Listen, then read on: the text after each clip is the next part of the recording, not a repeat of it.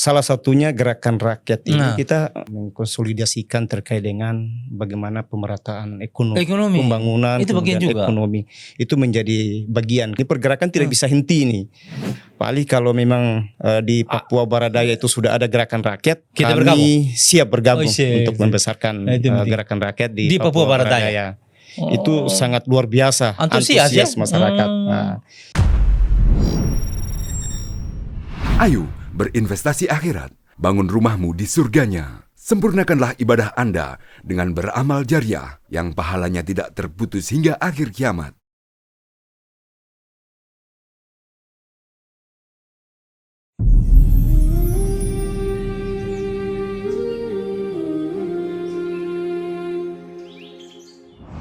Assalamualaikum warahmatullahi wabarakatuh. Pak Bang Ali dan pemirsa di mana saja berada, sebelum kita berjumpa di kesempatan yang berkah ini. Saya ingin mengajak kaum muslimin dan muslimat di mana saja berada, Anda punya kelapangan rezeki, masih di bulan Muharram. Sisihkan waktu dan kesempatan, tenaga, berupa uang juga boleh untuk kelanjutan pembangunan Masjid Raya yang sama-sama kita cintai ini. Dan bersama saya di studio hari ini ada tokoh muda yang energik, pimpinan ketua DPW GR bersama dengan Ali. Assalamualaikum Bang Ali. Waalaikumsalam warahmatullahi wabarakatuh. Sehat ya? Alhamdulillah sehat. Pertama sekali terima kasih banyak waktunya, sudah berkenan hadir di tengah kesibukannya, terus banyak usaha segala macam, banyak usaha. Ini kita belum sampai masuk kepada apa itu GR, Gerakan Perubahan. Siap. Iya. Bang Ali mulai masuk di Sorong, Papua itu dari mana dan kapan mulai? Dari Sorong awalnya itu tahun 2001. 2001 mulai menginjakan kaki di Sorong? Di Sorong. Atau sebelum Sorong kemana dulu? Langsung dari kampung langsung Sorong. Oh, Sorong. Langsung Sorong. Dari kampung ambil keputusan untuk ke hijrah, untuk hijrah ini ke Sorong, Papua nih? Langsung Sorong. 2001? 2001. 2001? Itu masih muda sekali itu ya? Masih. Bersama siapa waktu ambil keputusan hijrah ke Sorong? Untuk keputusan memang keputusan sendiri. Oh gitu. Tujuannya memang untuk merubah nasib ya. itu. Artinya ikhtiar, perintah hijrah lah. Iya. Itu bagaimana? Memang 2001 itu juga belum terlalu bagus Sorong masih apa. Tapi sudah alhamdulillah Sorong sudah mulai ini ya. Perkembangan sudah mulai berjalan ya. Alhamdulillah. Nah, lalu kemudian pada saat itu datang di Sorong, sebelum ke Sorong itu bagaimana pikiran tentang Papua ini? Jadi saya sebelum Sorong itu berpikir banyak teman-teman yang sudah memang duluan hijrah ke Sorong. Oh, sudah duluan. Artinya mengambil informasi dari teman-teman. Oh gitu, yang sudah duluan hijrah ya. Tiba di Sorong itu mulai start untuk apa? Di bidang apa dulu pertama nih? Jadi yang pertama memang tujuannya memang untuk perdagangan. Perdagangan. Kita tahu memang yang pemula yang pendahulu-pendahulu. Iya. Memang mereka menyampaikan bahwa di Papua khususnya di Kota Sorong untuk peluang usaha berdagang itu luar biasa. Ya begitu. Itu tidak susah. Tidak susah. Karena ini kan gerbangnya Papua toh. Ini gerbang Papua, Masya Allah. Kemudian sharing itu berkembanglah terus, berjibaku dengan usaha. Iya. Tapi saya dengar banyak aktivitas ini, termasuk aktivis lah ini, Bang Ali Barai. Siap. Itu dari mana sekolah dulu, kuliah? Kuliah di UMS. Oh, UMS selesai tahun 2013. 13. Iya, 2013. Lanjut lagi di UMS lagi? Lanjutnya di UMJ. Jakarta? Oh begitu. Itu 2017. Oh, selesai. Sini ke Jakarta. Iya. Kalau kita bicara keseharian ini tapi banyak aktivitas ini, bagaimana membagi waktu ini? Saya lihat di usaha juga banyak pergerakan. Terakhir ini di DPW Gerakan Rakyat. Iya. Nah kalau kita melihat motivasi dan apa sebetulnya grand start daripada gerakan perubahan ini? Iya, jadi untuk Gerakan Rakyat ini khususnya di Papua Barat Daya itu sebelum Pilpres itu sudah terbentuk Oh, sebenarnya sudah terbentuk. relawan-relawan. Oh. Relawan-relawan perubahan di Papua Barat Daya sendiri, khususnya di Kota Sorong ada kurang lebih 12 simpul relawan Oh, yang gitu. terbentuk. Sehingga simpul-simpul relawan ini menjadi satu kesatuan yang tidak terpisahkan dari wujud pergerakan sendiri. Terus terjalin ini. Atas dasar sosok inspirasi Bapak Anies Baswedan. Jadi dari situ loh nih, Iya. inspirasi muncul, maka kemudian terbentuklah GR ini. Gerakan Rakyat. Ini secara struktur dari pusat sampai daerah. Secara struktur dari pusat sampai daerah. Itu di pusat DPP, kemudian di tingkat provinsi DPW, di tingkat kabupaten kota DPD, kemudian sampai tingkat PAC. Untuk basis pergerakannya bagaimana nih? Jadi untuk program-program unggulan ya terkait dengan visi misi Gerakan Rakyat, yang pertama adalah menjalin silaturahmi antar sesama relawan sehingga membentuk satu organisasi terorganisir, kemudian menyampaikan apa yang menjadi tujuan visi misi daripada Gerakan Rakyat. Salah satunya adalah gerakan perubahan untuk Indonesia dalam hal pertama adalah keadilan, kemudian penegakan hukum, kesejahteraan, dan terakhir adalah penegakan hukum. Ya, itu. Artinya kalau linear lah dengan backgroundnya pendidikannya Bang Ali kan? Iya. Di hukum. Ya, ini sudah berjalan berapa lama ini? Ini secara struktur. Ya, berjalan mulai di bulan Februari. Di 2025 ini. 2025. Nah, ini terkonsolidasi secara legalitas sudah terdaftar di di Kementerian Hukum dan HAM sebagai dasar pijakan kita di daerah. Cuman di Papua Barat Daya sendiri hari ini kita sudah melakukan satu gerakan-gerakan konsolidasi pembentukan di tingkat DPD kabupaten kota. Jadi di Papua Barat Daya sendiri ada 6 kabupaten kota yang kita akan bentuk. Begitu. Yang saat ini Pak Ustadz sudah kita berikan surat tugas. Jadi mandat untuk KSB mempersiapkan untuk menyusun komposisi struktur pengurus daerah-daerah. Yang kemudian kita akan backup untuk pelaksanaan musda. Begitu. Kira-kira inspirasinya apa ini sehingga bisa mendorong ini bergabung dengan GR? Apa yang ingin dibuat bagi Papua Barat Daya ini? Gerakan Rakyat hadir sebagai bentuk kecintaan sosok figur Bapak Anies Baswedan. Dasarnya itu. Dasarnya dari situ. Sehingga kita menjemput. Jadi kita menjemput seluruh relawan yang terkonsolidasi tadi, menjemput untuk bisa mensosialisasikan apa yang menjadi visi misi unggulan Anies Baswedan bagi Indonesia ini. Bagi Indonesia. Jadi ya salah satunya itu adalah terkait dengan kesetaraan, kemudian keadilan bagi seluruh rakyat Indonesia, kemudian masalah kita lihat ketimpangan hukum yang hari ini tidak memihak kepada rakyat kecil, sehingga di Papua Barat Daya sendiri saya selaku ketua DPW Gerakan Rakyat. Dari sisi hukum sesuai dengan background saya melayani masyarakat yang tidak mampu, kemudian mengawal semacam kasusnya, apa gitu ya? Ya, dengan cuma-cuma gratis. Ini bagian dari visi misi Gerakan Rakyat. Begitu. Selama berdiri teman-teman sekarang apa yang konsolidasinya, aktivitasnya apa saja? Jadi karena ini baru terbentuk, kemarin di bulan Maret kita baru selesai Muswil. Nah, itu kemudian terpilih Ya.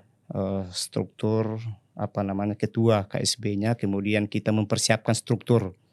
Nah, ini lagi menunggu DPP untuk menerbitkan SK kepengurusan. Makanya Pak Ustadz kita belum secara actionnya belum ini action karena di lapangan menunggu. itu karena masih menunggu baru musuh SK. kemarin, sekarang menunggu SK untuk kemudian Iya. actionnya secara formal. Action. Jadi sambil menunggu SK itu, ini dari DPP ini mempercepat dari sisi program kerja. Ini di tanggal 13 ini kita Rapimnas. Oh begitu. Jadi gerakan rakyat ini sudah terbentuk di 38 provinsi. Semua provinsi sudah ada. Alhamdulillah.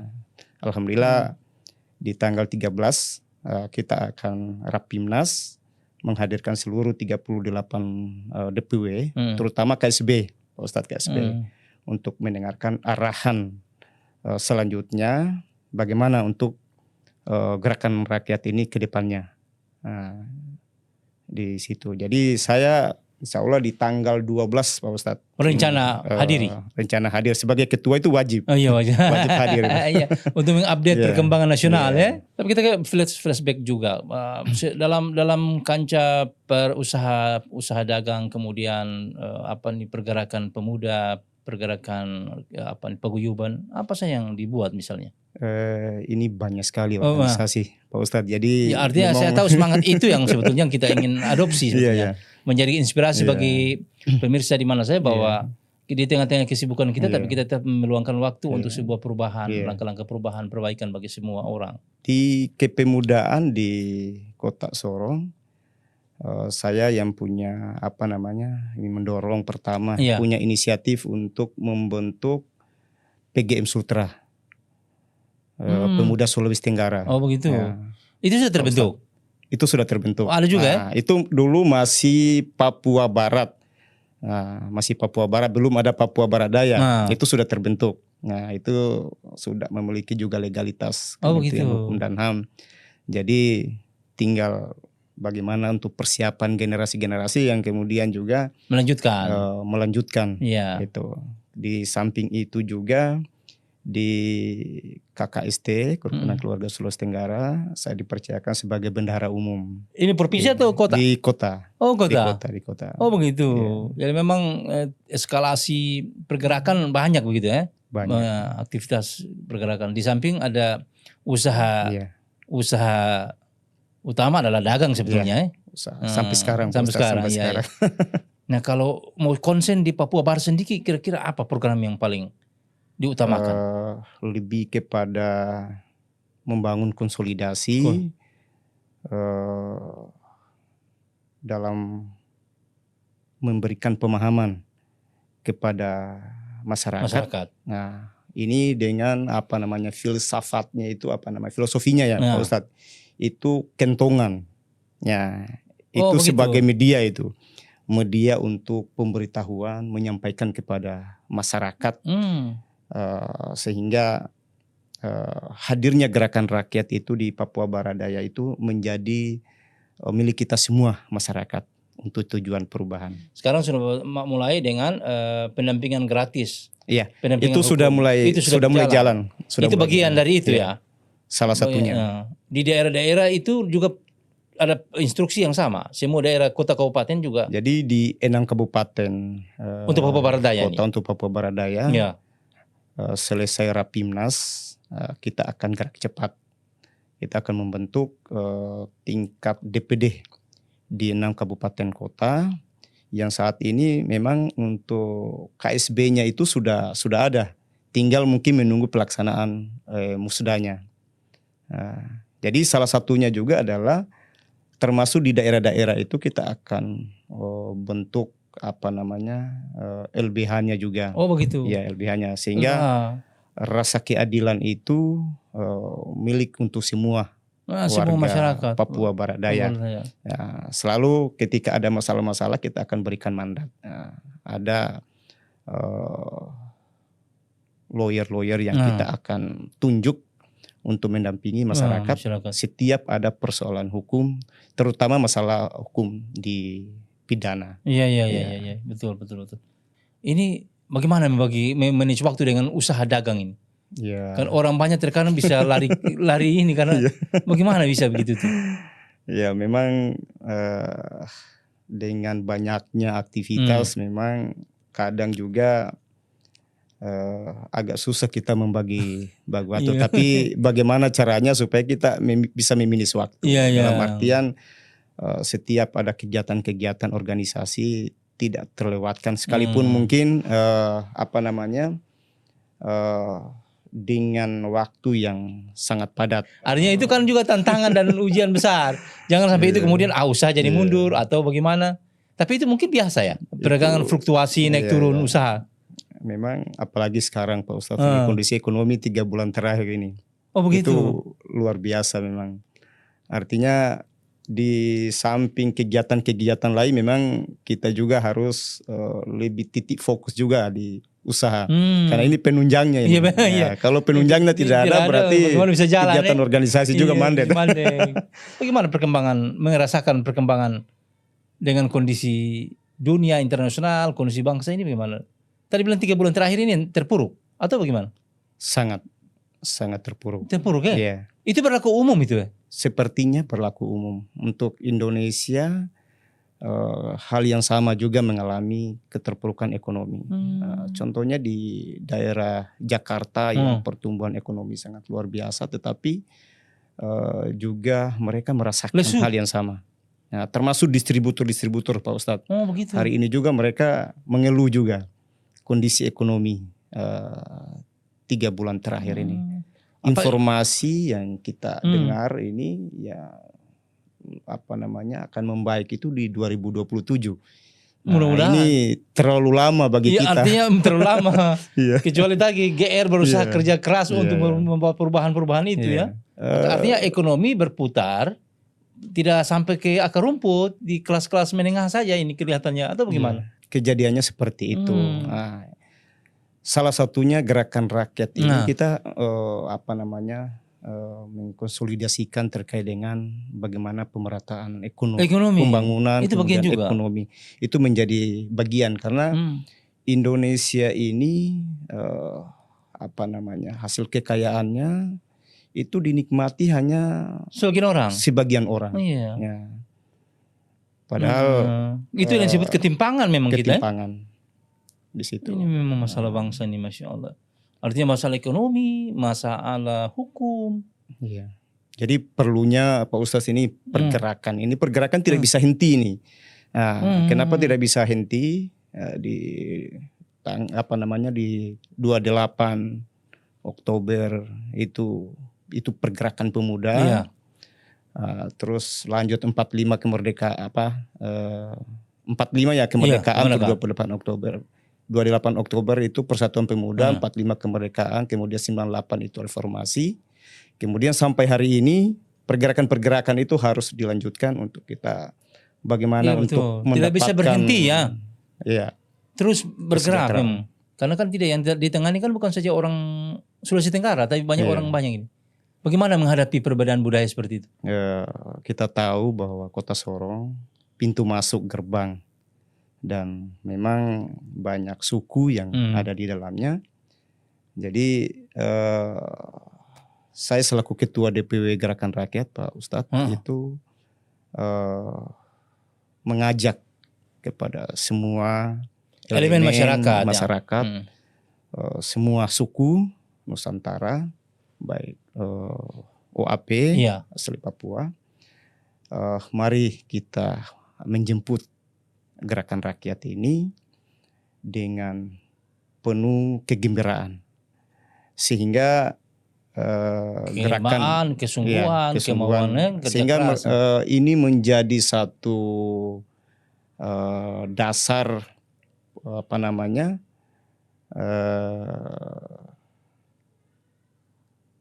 komunikasi di sesama yang punya visi misi yang berjuang untuk satu frekuensi untuk perubahan. Ya. Ini ada sentuhan dengan masyarakat lokal tidak? Artinya orang anak asli Papua. Jadi salah satunya kita dalam hal perekrutan Nah, itu kita lebih dominan untuk kita mengajak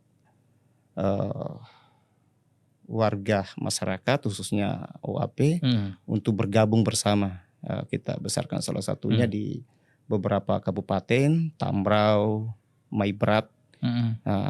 Itu Pak Ustadz itu dengan sendirinya itu pas ada deklarasi di Jakarta mereka langsung kontak saya. Ya, ingin bergabung langsung? Ya, ingin bergabung.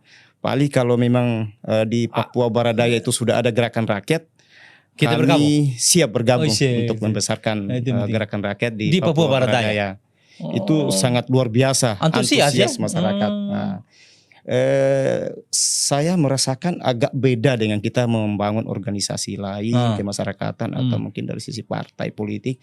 Ini tidak, ini dalam hal kita merekrut kepengurusan ini mereka datang menawarkan diri. Semangat perubahan itu kelihatannya. Semangatnya itu sangat luar biasa di situ. Saya menyusun struktur itu dalam waktu 3 hari Pak Ustadz. Itu saya bisa dapat 80 orang yang siap berjuang bergabung di struktur kepengurusan gerakan rakyat untuk Papua Barat Daya sendiri. Jadi ada juga dalam struktur. Ada dalam struktur. Artinya melibatkan mereka dalam perjuangan ini. Di kepengurusan itu Nusantara semua. Oh begitu. Nasional. Nasional. Jadi melibatkan untuk semua. Artinya ini sebelum terbentuk GR, berarti bersentuhan dengan komunitas-komunitas pergerakan ini sudah banyak, sudah sering. Sudah sering. Dari sebelum pemilu itu. Sebelum pemilu. Jadi memang di ini pertumbuhannya ini sangat luar biasa. Saya sendiri pada saat sebelum Pilpres itu, Pak Ustadz, saya di SIFA. Satu Indonesia for Anies Papua Barat Daya. Ini embrionya. Embrionya. Nah, kemudian teman-teman yang lain membentuk juga struktur relawan tersendiri. Sehingga ini pasca selesai Pilpres ini kan tidak ada satu organisasi yang bisa menyatukan. Maka sebagai bentuk pengikat simpati, pengikat daripada relawan-relawan ini, maka timbullah inisiatif untuk membentuk satu organisasi wadah. Jadilah khusus, gerakan rakyat ini. Jadi bahwa memang asli lahir dari akar rumput masyarakat untuk membuat perubahan ini. Ini bentuk desakan ini. Desakan ke Pak Anies Baswedan, terus Pak Fahri Hamid, itu ketua DPP-nya itu juru bicara. Jubir Anies. Jadi ini di 38 provinsi ini terdiri dari relawan-relawan ini mendesak kalau bisa kita jangan terpisah-pisah. Jangan terpisah-pisah. Tetap garis lurus ada konsolidasi tetap berjalan dalam satu wadah yang baru ini diberikan. Jadi sistemnya Pak Ustadz itu nanti kita ini sistemnya gotong royong. Dasarnya jadi, gotong royong. Ya, gotong royong. Jadi sifatnya itu nanti sosial. Sosial. Jadi lebih banyak ke sosial masyarakat. Lebih banyak sosial. Kegiatan sosial, kemasyarakatan. Lebih ke situ. Jadi itu nanti setiap DPD yang akan terbentuk nanti salah satunya itu adalah bagaimana untuk gotong royong di sosial kemasyarakatan. Iya, menghidupkan nilai gotong royong di Indonesia. Luar biasa. Karena ini kan sudah sudah ditinggalkan itu. Iya, banyak budaya-budaya kita yang tertinggal. Seiring dengan perkembangan zaman juga memang ini perlu di flashback bahwa dulu masyarakat tokoh-tokoh kita ini bangun perjuangan bangsa ini gotong royong, berpadu bersama-sama, menghilangkan semua sekat ya, Masya Allah. Nah ini sebelum kita closing, ini Bang Ali cuma mungkin ada pernyataan statement closing bagaimana terkait dengan nilai-nilai perubahan di Papua Barat khususnya. Bagaimana kepada masyarakat supaya kita bisa sama-sama membangun nilai-nilai perubahan itu. Saya menyampaikan kepada seluruh masyarakat Papua Barat Daya di 6 kabupaten kota, mari kita bersama-sama menjemput organisasi ini masih ormas gerakan rakyat menjadi satu wadah pemersatu untuk mewujudkan negara yang adil, yang makmur, yang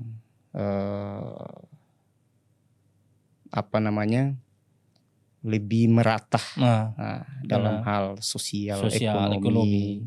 Ya. Yang rakyatnya terjamin dari sisi hukum dan keamanannya. Masya Allah. Jadi